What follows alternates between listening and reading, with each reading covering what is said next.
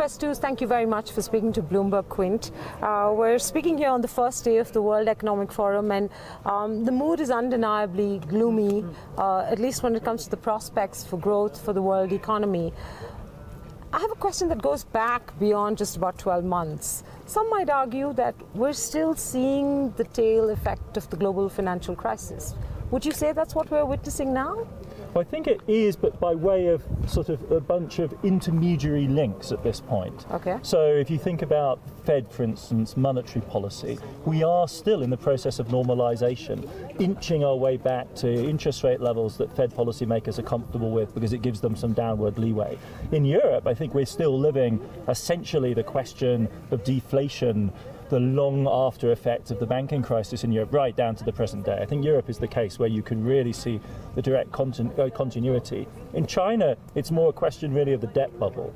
I mean, how, sorry, they lost restart in there.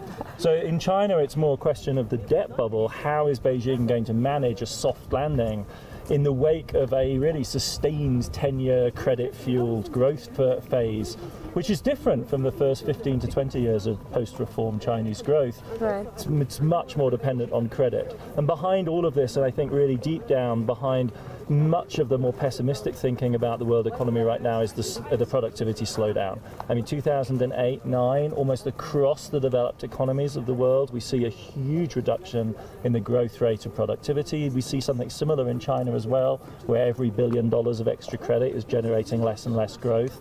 Those, I think, are the questions that are preoccupying people and do feel like the long afterburn, the scarring effects of the 2008 crisis. I'm not trying to suggest that the solutions to the global financial crisis were easy to come by. We saw some fairly unprecedented monetary expansion. But do you believe that the solutions of what we're seeing today are even tougher to come by? Yes. That just monetary policy ain't going to do it. Yeah. And we saw very little fiscal coordination the last time round. Yeah. And getting the two of them back together on the table this time round looks even like it has slimmer chances. Yes, I mean, as much respect as the central bank innovators of 08, 09 definitely deserved. I mean, they were really working outside the box, as we say with the cliche. This was radical policy. Fundamentally, monetary policy is a relatively simple business because money is an artifact of the state. It's an artifact of law, as India has recently experienced. You can just simply take money out of circulation if you want, or conversely, put it back in circulation and expand liquidity. That is the incredible power that fiat money, government-issued money, really has. That's the easy bit. The questions of, for instance, decarbonising the economy or preparing the labour force for a new manufacturing industrial revolution, preparing the white-collar labour force for the impact of AI, dealing with fundamental questions of global supply chains, their environmental and social impact. This stuff is much, much harder to address. It requires politics. It actually requires not just technical insight, which is what made the monetary policy arena such a kind of a wonk fest. Everyone could understand the kind of logic. When it comes to very difficult decisions about what kind of cars we drive, what kind of energy infrastructure we use, it gets political, it gets geopolitical really quickly, because you've then got to actually figure out where the flows of resources are going to be, what they're going to flow through. You know, ultimately, in the back of everyone's minds in the Chinese-American relationship is who controls the flows of goods through the South China Sea and then the Straits of Malacca and so on. This is where it gets really hard down on the ground, and that is the phase of policy making that we're in. I mean, one could wish for a simplification of our problems and another banking crisis, in the sense that that is something we know how to fix. Right. It's not clear that we know how to conduct energy policy, industrial policy on the timescales that we need now.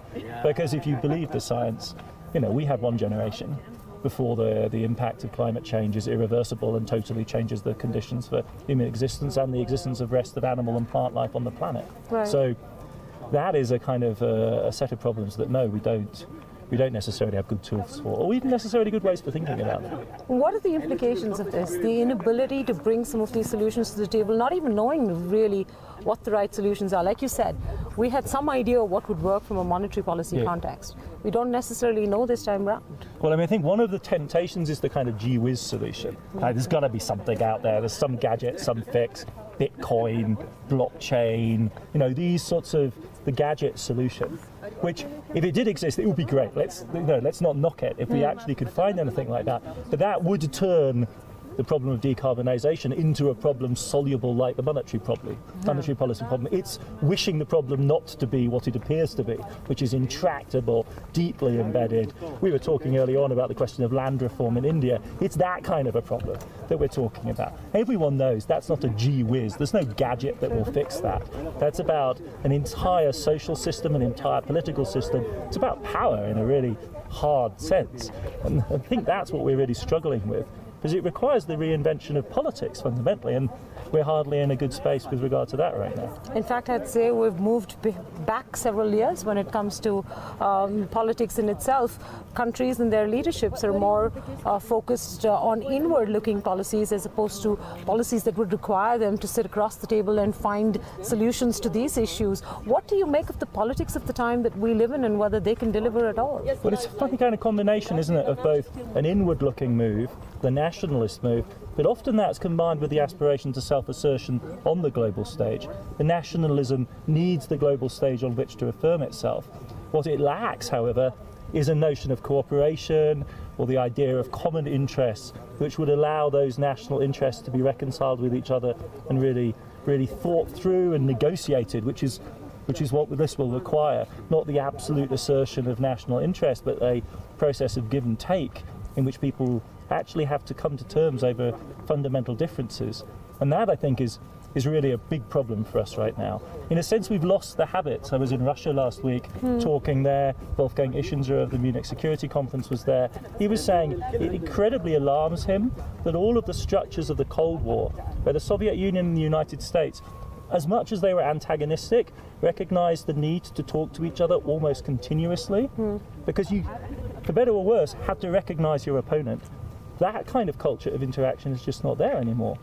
Specifically in that relationship, all of those fora have been disarmed, dismantled, they don't meet anymore. And I think that's what we're going to have to build up again. Sorry, that's what we're going to have to build up again, and with real urgency. I'll just clear my throat. No, go ahead. Yeah. You're a student of history. What you see in political leadership today, what you see in terms of rising populism, nationalism, closing borders, are these reversible things? Were these things that we had failed to make any substantive changes in over the last 2 decades and had simply buried, and hence they're back on the fore? Are they linked to economic issues, for instance, the tail end of the GFC, productivity issues, jobs? How does one decipher what really should be the 3-4 top solutions that leadership should be talking about? I mean, I think optimistically one can say that, sorry. Would you like to take a few seconds? No, it just builds up. I think it's the cold. Oh, yeah. So, I mean, optimistically one can say that history does show that this sort of nationalism can be disarmed.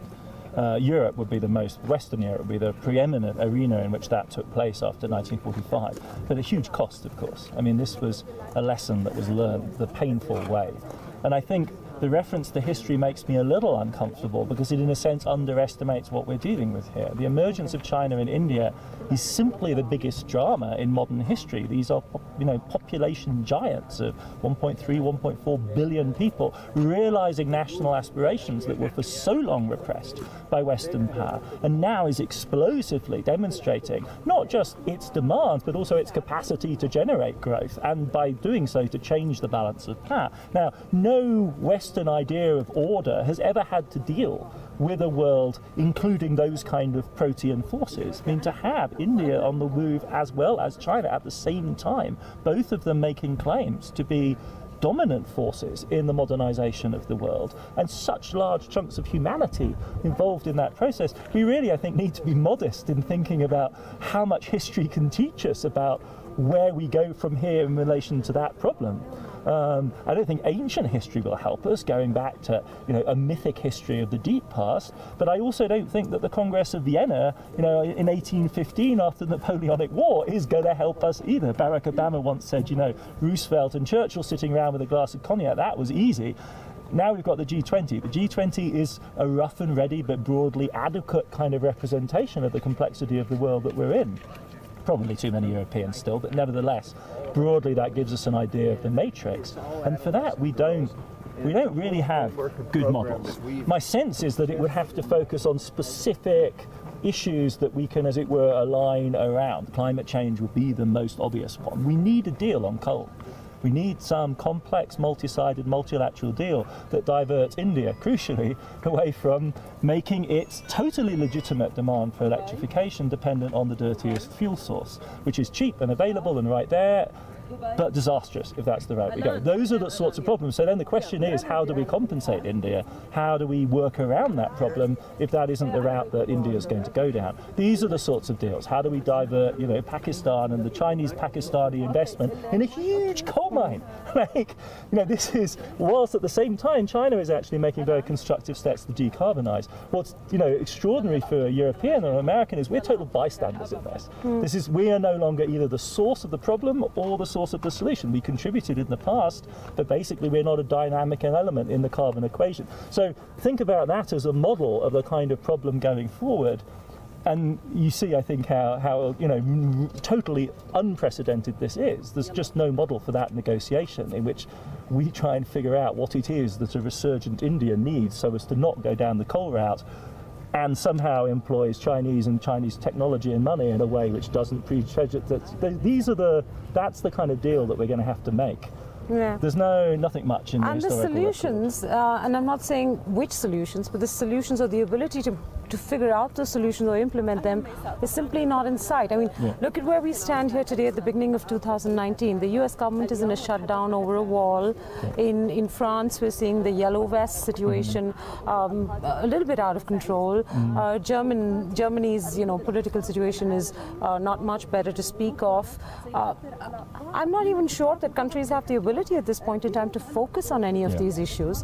They're so busy narrowing their own worlds back home.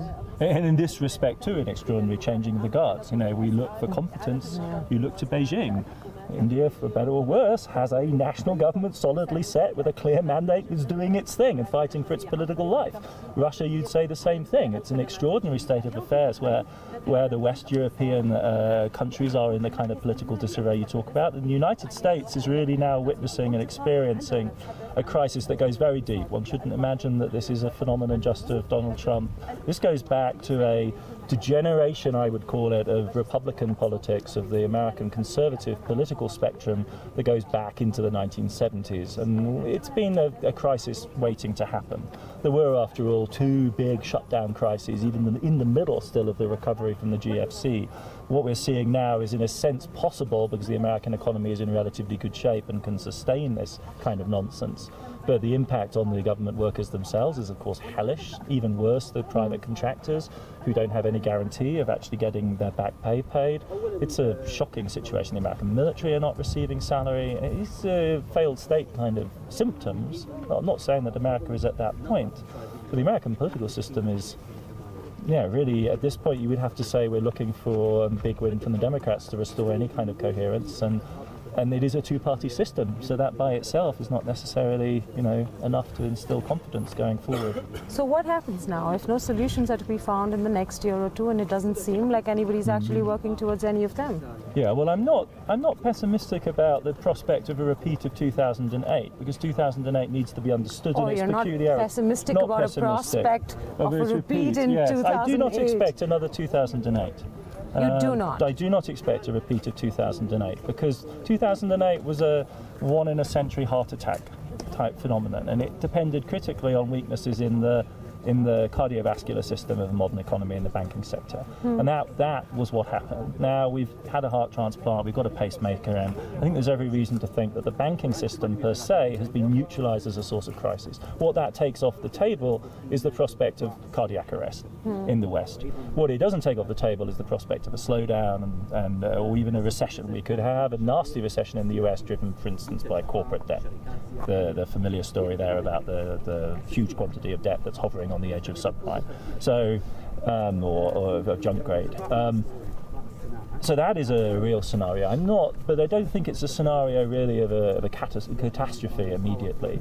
The medium term, however, on issues, the structural issues that we're talking about, West-East relations, American-Chinese relations, and then above the horizon, the question of climate change, I think indeed there is reason for profound pessimism.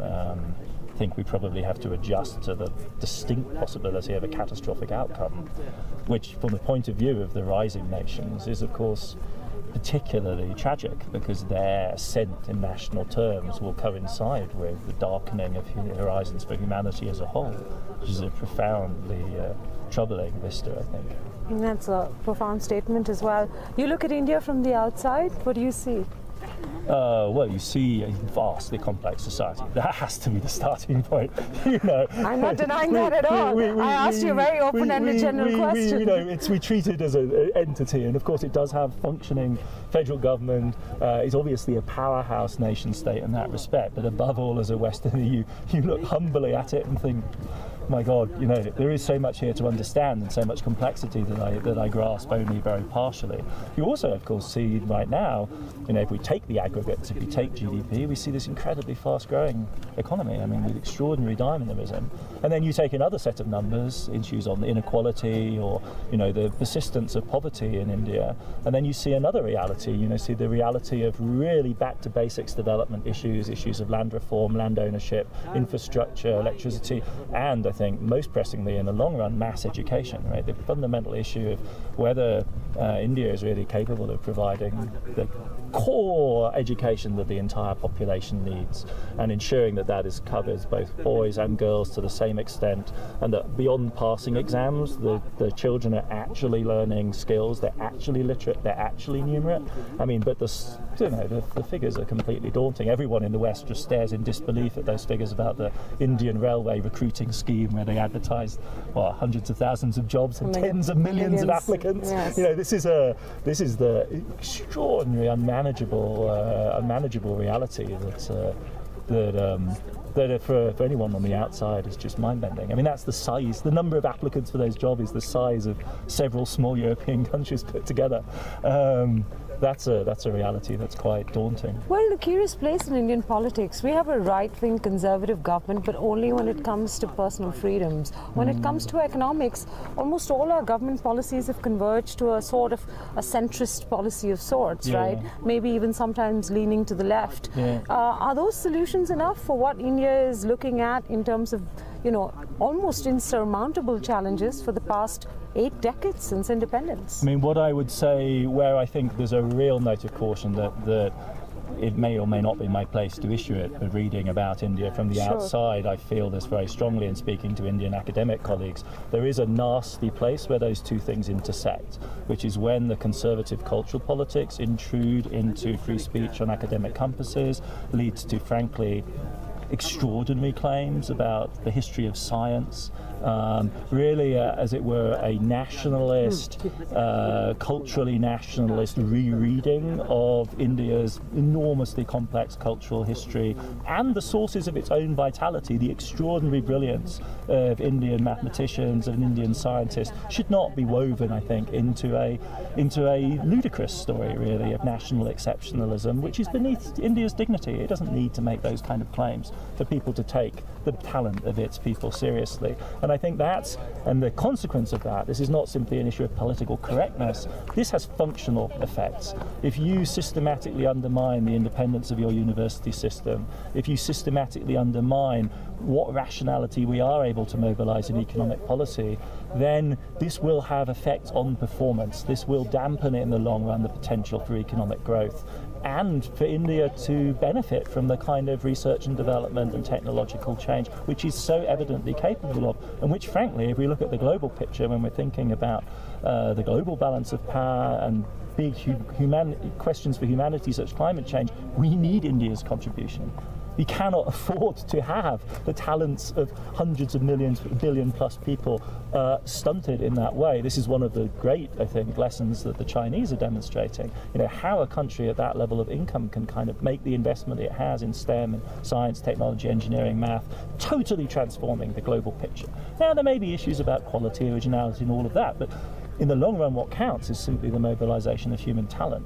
And that's where I think the really neuralgic question for me would be about this weird mixture of cultural conservatism and economic liberalism, or even social democracy. That's where the rub will really come if one begins to, as it were, undermine the other and where really the sources of growth are sacrificed to essentially a kind of an ideological politics.